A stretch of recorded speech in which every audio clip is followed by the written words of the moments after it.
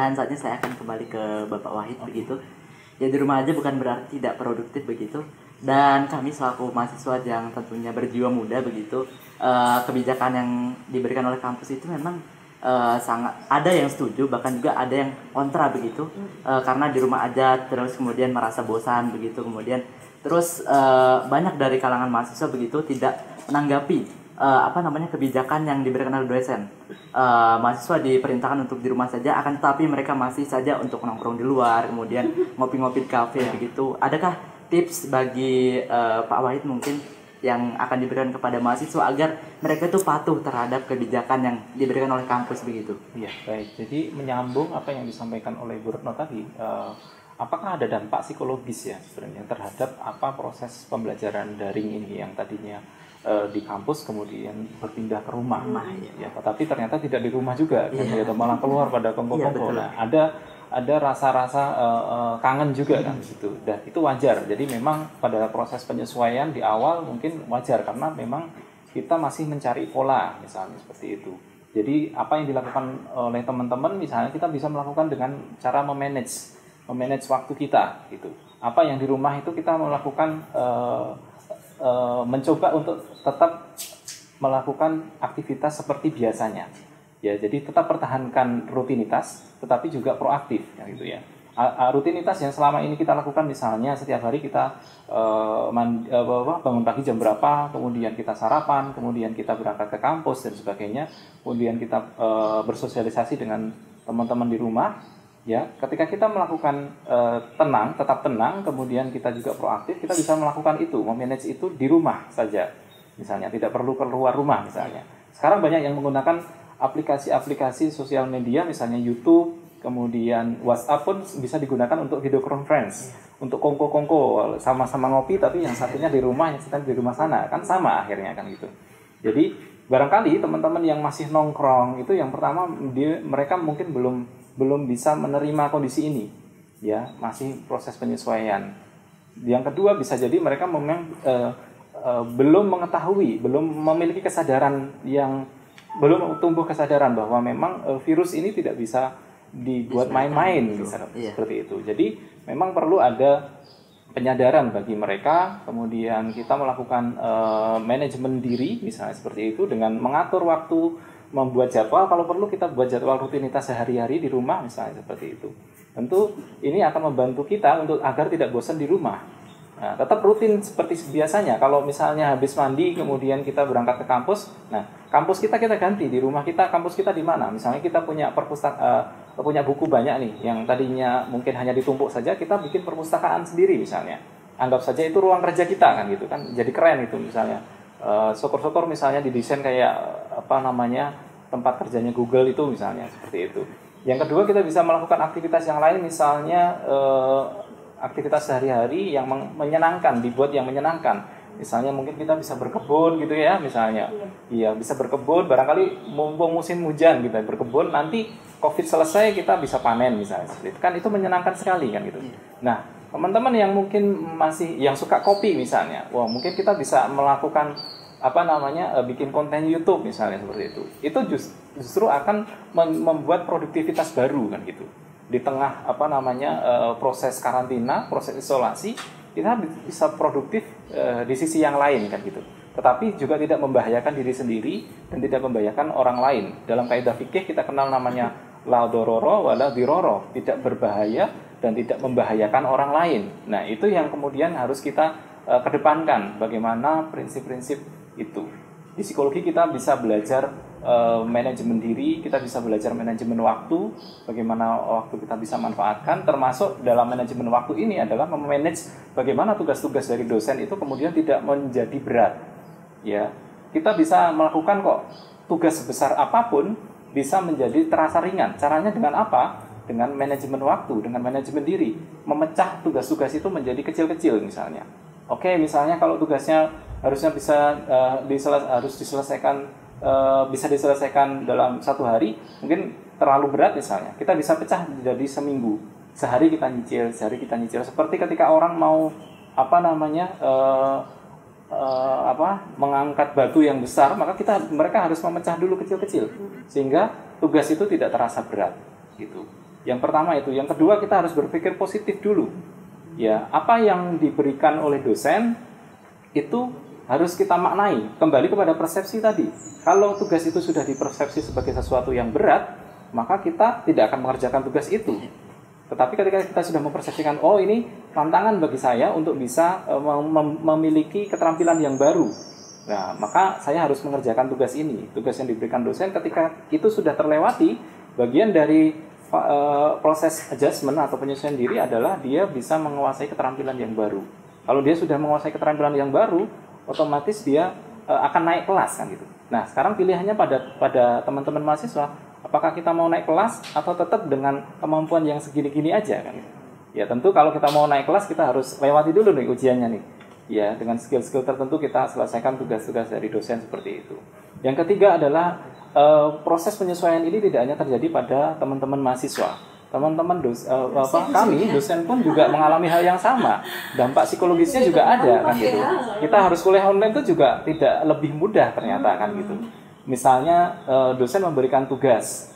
Wah, yang chatting kan banyak untuk ketika kita melakukan chatting saja kita harus memilah-milah harus bisa cepat ya gitu. Tidak semuanya bisa mudah dalam mengoperasikan gawai seperti itu. Nah, ini juga jadi pressure tersendiri pada dosen. Cuman bedanya dosen sudah memiliki pengalaman yang lebih. Nah, barangkali sisi positifnya adalah COVID-19 ini adalah menyiapkan generasi-generasi milenial yang lebih tangguh.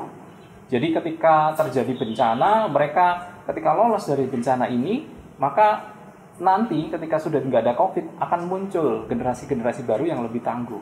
Bedanya teman-teman yang mungkin bapak ibu kita, kakek nenek kita, mereka tangguh karena mereka pengalamannya sudah lebih banyak. Tetapi generasi-generasi yang sekarang pengalamannya tidak sebanyak mereka, tetapi mereka punya ketangguhan yang lain, ketangguhan dalam bermedia sosial, ketangguhan dalam mengerjakan tugas secara online dengan cepat misalnya seperti itu. Nah, ini yang harus kita pahami bahwa harus ada kerjasama antara dosen dengan mahasiswa, dengan kita semuanya, termasuk yang ada keluarga kita misalnya. Bagaimana menciptakan iklim yang tadinya iklim kelas menjadi iklim di rumah yang menyenangkan seperti itu. Mungkin perlu dicoba misalnya. Yang belum punya punya hobi baru misalnya, mungkin bisa hobi baru misalnya nanam atau yang mungkin yang hobi beternak misalnya seperti itu bisa coba melakukan menernak sesuatu misalnya pelihara ikan atau apa. Yang nggak hobi kedua-duanya, mungkin hobinya desain ya bisa mencari forum-forum online, bisa desain.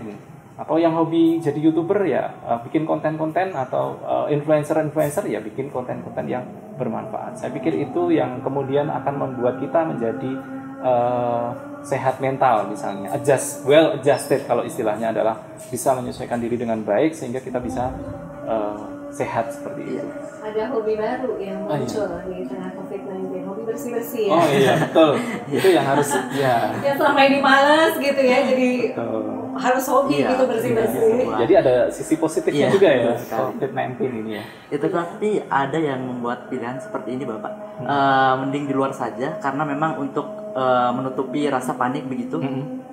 Mending saya di luar saja untuk menjalankan aktivitas seperti biasanya agar tidak panik begitu. Kemudian bagaimana tanggapan Bapak melihat masyarakat yang sedemikian itu? Oh, boleh saja. Mungkin di luar rumah kan maksudnya kan? Di luar rumah kan, keluar dari rumah misalnya masih di teras aja sih boleh saja. Ya. Keluar mungkin kita perlu sesekali keluar, tetapi harus tetap melihat situasi ya, melihat situasi. Kita harus melihat situasi kondisinya, dan juga kita menjaga keamanan diri misalnya, harus menggunakan APD misalnya, kemudian harus melihat tidak kontak langsung dengan orang-orang yang terindikasi misalnya seperti itu, tidak kemudian melakukan kerumunan. Yang kemudian dilarang itu kan berkerumun kemudian berinteraksi dengan orang yang positif COVID misalnya seperti itu. Tetapi sejauh melakukan sosialisasi, sejauh itu aman, barangkali diperkenankan saja, tetapi tetap harus mempertimbangkan bagaimana anjuran-anjuran yang memang itu tidak diperbolehkan. Makanya saya sempat bertanya kepada teman-teman mahasiswa, sebenarnya bagaimana sih kuliah daring ini, apakah benar-benar memberatkan, apakah negatif semuanya? Ternyata tidak. Banyak sisi positif juga yang mereka rasakan, misalnya uang sakunya jadi utuh misalnya seperti itu. Walaupun ada sebagian yang mungkin nggak jadi dikasih uang saku ya, tapi tidak harus keluar misalnya seperti itu. Ya, ada hal positif ya kalau kita mau berpikir positif seperti itu.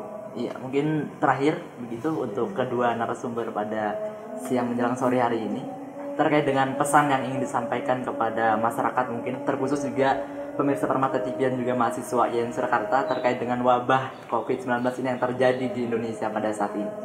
Ya mungkin dari Ibu Kaprodi terlebih dahulu. Oke, baik. Pemirsa Permata TV, khususnya mahasiswa IAIN Surakarta yang kami banggakan, dunia kita berubah karena COVID-19 ya. Dan kita dituntut untuk bisa well adjusted. Tadi seperti yang disampaikan Pak Wahid ya, kita dituntut untuk bisa mengikuti perubahannya. Dalam bahasa psikologi ada istilah resiliensi, yaitu kemampuan kita untuk bertahan, untuk tough begitu ya, untuk kuat dalam menjalani situasi sesulit apapun. Nah, resiliensi ini itu mungkin yang akan juga dibangun pada kaum milenial sekarang ya. Jadi tadi seperti disampaikan Pak Wahid, ada makna, selalu ada makna, selalu ada sisi positif dari setiap musibah, dari setiap kejadian luar biasa yang kita alami. Nah, teman-teman, resiliensi ini ternyata juga diperlukan dalam situasi sesulit apapun. Ketika kita sudah bisa mengatasi situasi sulit A, untuk mengatasi situasi sulit yang lainnya B, begitu, ketangguhan itu kemudian akan lebih mudah gitu ya untuk diadaptasikan. Nah, salah satu yang bisa membentuk resiliensi adalah regulasi emosi kita. Regulasi emosi itu artinya kita bisa tetap tenang, kita bisa tetap wise, bijaksana begitu ya, bisa mengendalikan perasaan-perasaan negatif kita seperti kecemasan, kesedihan, rasa marah mungkin atas situasi dan kondisi yang tidak memungkinkan ini gitu ya. Nah, regulasi emosi inilah yang kemudian ketika kita sudah bisa mengatur emosi kita di sisi yang positif dan dengan cara yang bijaksana, maka insya Allah kita juga akan bisa membentuk ketangguhan, dan ketangguhan inilah yang akan diperlukan tadi seperti saya infokan dalam situasi-situasi sesulit apapun juga. Maka pesan kami adalah tetap menjaga pola hidup sehat, pola pikir yang positif, dan kemudian tetap bahagia. Jadi sehat dan bahagia walaupun di tengah KM Corona. Ya mungkin ada tambahan dari Bapak Wahid begitu. Ya, saya pikir sama ya apa yang disampaikan Dr. di era disrupsi of disruption ya. Kita kan sekarang berada pada era disrupsi, tetapi kita sekarang sedang juga disrupsi oleh sesuatu yang memang tidak bisa kita lihat. Jadi kita juga harus ingat pesan Nabi bahwa yang pertama kita harus jaga diri kita untuk bisa mengikuti aturan-aturan yang telah ditetapkan oleh medis misalnya, seperti itu. Bagaimana menjaga keamanan selama pandemi ini. Yang kedua adalah tidak keluar kepada area-area yang memang itu berbahaya, misalnya area-area yang di sana terjadi persebaran virus misalnya, seperti itu. Dan tentunya yang ketiga adalah kalau misalnya kita sedang berada di luar daerah misalnya gitu, yang berada di luar daerah yang ada pandeminya, kita tidak diperkenankan untuk keluar dari lingkungan itu. Itu adalah pesan Nabi dalam sebuah hadis ya, nanti bisa dicari ya hadisnya. Kemudian pesan yang lain adalah secara psikologis kita memiliki emosi yang harus kita selalu kelola seperti itu. Maka kita harus bisa menghargai bagaimana emosi kita. Kita bisa berbicara dengan emosi kita untuk bisa tetap menjadi tetap baik-baik saja seperti itu secara emosi misalnya. Hargai, termasuk kepada anak-anak kita misalnya, kita perlu melakukan diskusi dengan anak apa yang dia rasakan misalnya seperti itu. Ya, tidak hanya melarang tetapi apa yang dia rasakan dengan kejadian seperti ini. Kita juga bisa menanyakan kepada diri kita, apa yang saya rasakan dengan saya harus di rumah seperti ini ya. Jadi gunakan potensi yang kita miliki, karena apa yang kita pikirkan itu akan berpengaruh kepada emosi kita, akan berpengaruh kepada fisiologis kita misalnya, kemudian akan berpengaruh kepada perilaku kita, ya. Jadi kita harus kembali bahwa berpikir positif seperti itu. Iya, baik. Iya, baik, itu tadi closing statement dari narasumber kita pada hari ini. Kemudian terima kasih Bapak. Mungkin ada sedikit tambahan begitu yang ingin disampaikan oleh Pak pemirsa Permata TV begitu. Ya, baik, pemirsa Permata TV, COVID-19 menimbulkan berbagai macam perubahan di dalam kehidupan kita, termasuk di sana barangkali ada hal-hal yang dirasakan secara psikologis. Barangkali ada gangguan-gangguan psikologis tertentu, ketidaknyamanan misalnya seperti itu, maka ini yang juga harus kita antisipasi. Ya, barangkali setelah nanti COVID-19 ini berlalu, ada dampak-dampak tertentu yang mungkin kita rasakan, atau barangkali sekarang dalam proses perkuliahan online, misalnya kemarin ada yang merasa sekarang cepat pusing misalnya seperti itu, karena mungkin terlalu banyak memegang gawai misalnya seperti itu. Maka barangkali kita bisa melakukan hal-hal self treatment, ya, melakukan terapi sendiri misalnya dengan membatasi penggunaan gawai misalnya. Penggunaan gawai yang ideal sebenarnya adalah kurang dari 2 jam, ya. 2 jam penggunaan gawai dalam waktu 1 hari itu sudah termasuk resiko tinggi. Sedangkan yang resiko yang sedang-sedang saja itu dalam waktu sekitar 40 sampai 60 menit dalam sekali menggunakan gawai. Tentu ini harus kita perhatikan. Dan bila terjadi hal-hal yang memang gangguan-gangguan yang mungkin lebih berat seperti itu, barangkali bisa dilakukan segera menghubungi segera menghubungi pihak-pihak yang memiliki kompetensi untuk melakukan proses-proses terapi. Misalnya teman-teman atau pemirsa Permata TV barangkali bisa menghubungi pihak kami misalnya di psikologi Islam, insya Allah bisa membantu proses menyediakan layanan psikologis seperti itu. Mungkin bisa menghubungi pihak kampus misalnya, atau barangkali melalui teman-teman di sini di Permata TV, barangkali seperti itu. Ya, mungkin ada kami bisa kasih nomor ya, nomornya yang nanti ada di bawah ini, pemirsa Permata TV. Jadi kita ada tim psikolog di psikologi Islam yang juga bisa membantu pemirsa Permata TV atau mungkin juga khususnya mahasiswa IAIN Surakarta dalam mengatasi berbagai masalah atau gangguan psikologis. Ya, tentunya tidak hanya masalah, barangkali kita juga bisa mengembangkan diri. Apa yang kira-kira potensi yang mungkin bisa kita kembangkan. Tidak harus selalu yang memiliki gangguan psikologis, tapi saya punya potensi apa kira-kira. Tapi kok saya bosan di rumah misalnya, pengen berkonsultasi agar potensinya bisa lebih baik lagi misalnya seperti itu, mungkin bisa memberikan menghubungi kontak person yang tercantum.